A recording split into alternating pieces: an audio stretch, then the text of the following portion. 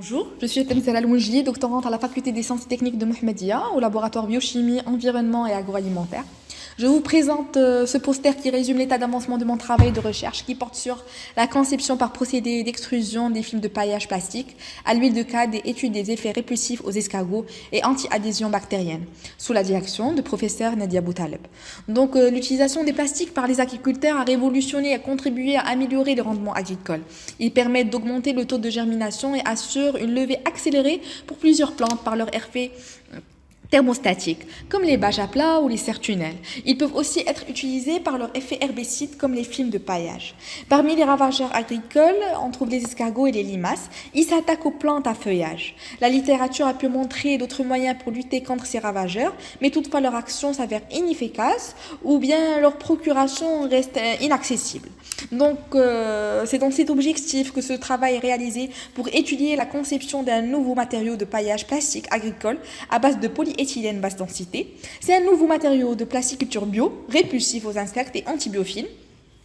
En incorporant dans la formulation du matériau de l'huile de cade qui va être intégrée à raison de 0,1%, cette huile permet de générer des surfaces biocides, antibiophiles, microbiens. Cet effet va être également vérifié grâce à un test d'adhésion. Donc, les films de paillage plastique sont fabriqués par procédé d'extrusion en utilisant environ 100 kg de mélange préparé puis malaxé et ensuite envoyé vers l'extrudeuse avec un débit environ de 500 kg par heure. Et la température de l'extrudeuse est régulée sur 195 degrés Celsius à l'entrée, puis elle atteint les 220 degrés Celsius à l'intérieur pour finir à la sortie par une température de 185 degrés Celsius. Donc ce premier tableau montré sur le poster présente les formulations industrielles des deux films utilisés pour la réalisation de ce travail. Puis après, on présente l'escargot utilisé dans ce projet qui est l'Elixa spersa, appelé aussi petit escargot gris. Il est utilisé dans ce travail de recherche pour mettre en évidence l'effet répulsif. Il s'agit d'une espèce sauvage capturée dans les champs qui se nourrit d'herbes.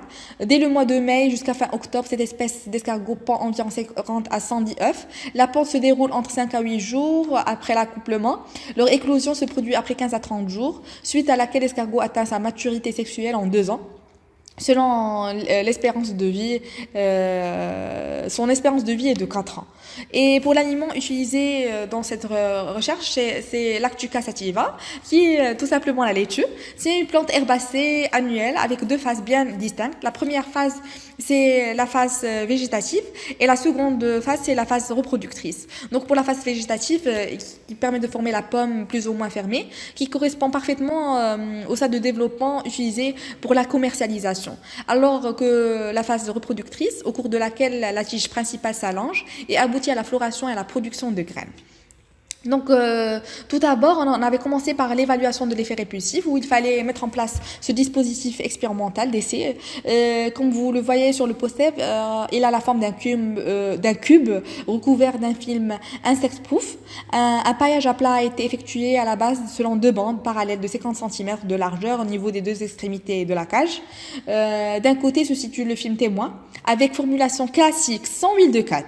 Et l'autre côté se situe le film avec la nouvelle formulation bioactive intégrant l'huile de cade comme l'illustre la figure 1. Donc au milieu se situe une portion de terre naturelle non recouverte par film bioactif sur laquelle ont été déposés environ 50 escargots de poids homogène. Pendant 7 jours successifs, une pulvérisation d'eau sur les escargots a été effectuée, puis des observations quotidiennes ont été réalisées avec un dénombrement d'escargots actifs sur chaque film et sur les laitues. Par la suite, comme vous le voyez, il vient directement les tests d'adhésion. Pour ce faire, il fallait avoir les souches bactériennes. On a opté pour les Pseudomonas aeruginosa et aussi les Escherichia coli. Donc les bactéries sont cultivées dans un milieu Luria bertani et sont récupérées par centrifugation et lavées 3 fois par une eau distillée stérile pour éliminer les traces du milieu de culture. Puis les cellules sont finalement dispersées dans une eau stérile. La concentration est réglée par mesure de la densité optique. Donc la DO finale de la suspension bactérienne utilisée pour les tests d'adhésion doit se situer entre 0,7 à 0,8 à 405 nanomètres. Donc les tests d'adhésion consistent à mettre en contact les films avec la suspension bactérienne. Celui-ci dure environ 120 minutes. Donc, la surface est ensuite rincée doucement par l'eau distillée stérile afin d'éliminer toutes les bactéries qui n'ont pas été adhérées et qui sont susceptibles de fausser les mesures de densité des bactéries adhérentes. Donc, le protocole commun de fixation par la glutaraldéhyde est ensuite effectué.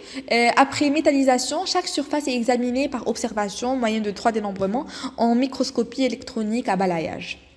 Et finalement, l'angle de contact de l'eau pure a été utilisé pour l'évaluation de l'hydrophobicité par l'angle de contact. Donc le tableau 2 représente les composantes énergétiques de surface. Après, une goutte de 2 microlitres est fourmillée à l'extrémité d'une seringue pour être disposée automatiquement à la surface de l'échantillon qui a été testé. Et une image numérique est aussitôt acquise à l'aide d'un dispositif à transfert de charge disposé sur un goniomètre. Donc, pour la partie résultat discussion, on commence tout d'abord par l'évaluation de l'effet répulsif aux escargots. La figure 2 montre le dénombrement d'escargots et évolution du poids de laitue sur bâche témoin et bâche avec cadre. D'après l'histogramme empilé de la figure 2, on constate une grande majorité des escargots qui restent à l'extérieur des bâches. Le nombre d'escargots augmente au fil de temps sur le témoin. Il passe de 5 à 10 à la fin de l'expérience avec une moyenne journalière de 7. Et le nombre d'escargots sur les bâches à l'huile de cad est 2 fois moins que la bâche témoin avec une moyenne journalière de 3. Et aussi, d'après la figure 2, on constate aussi que la perte du poids de la laitue témoin augmente en fonction du temps. La perte journalière du poids sur la bâche témoin est estimée environ de 8%, alors que la perte journalière de bâche sur la bâche à l'huile de cad est estimée d'environ 5%. Donc, on peut constater que l'intégration du cad dans la formulation acquiert aux matériaux a un effet répulsif à l'écart des espèces des escargots étudiés. Et par rapport au contrôle de l'hydrophobicité par l'angle de contact, le tableau suivant présente les résultats concernant les angles de contact avec l'eau sur le matériau témoin et le nouveau support. Donc, on remarque que l'intégration de l'huile de cad engendre une augmentation de l'angle de contact avec l'eau. Cette dernière passe de 44,7 degrés Celsius dans le témoin vers 64,3 degrés Celsius dans le nouveau matériau. Une différence environ de 20 degrés Celsius est donc enregistrée. On constate alors que l'intégration du cad dans la formulation a rendu le matériau relativement plus hydrophobe. En ce qui concerne le test d'adhésion, la figure 3 présente les résultats concernant les tests d'adhésion, le test d'adhésion par mesure de densité bactérienne adhérée par unité de surface observée en utilisant le MEB. Donc, chaque valeur illustrée est obtenue à partir de 5 observations moyennes. On constate que l'adhésion diminue sur les nouvelles surfaces qui intègrent l'huile de cad, environ de 57% et 61% respectivement pour l'Escherichia coli et l'Aeruginosa. Donc, on remarque également que l'adhésion de l'Aeruginosa est relativement plus importante que celle de l'Escherichia coli. La figure présente un exemple d'observation en MEB au grossissement x500.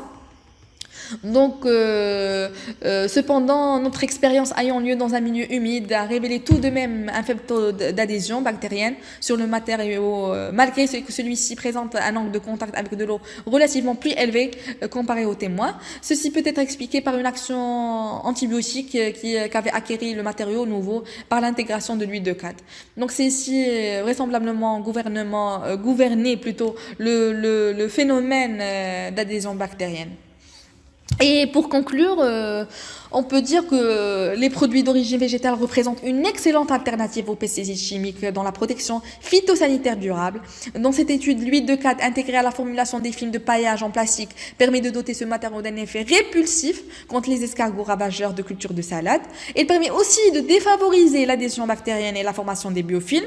Cette nouvelle stratégie de lutte biologique représente une excellente alternative permettant d'améliorer les rendements des cultures de salade et de limiter la toxicité de l'écosystème dû à l'utilisation des produits chimiques. Et je vous remercie pour votre attention.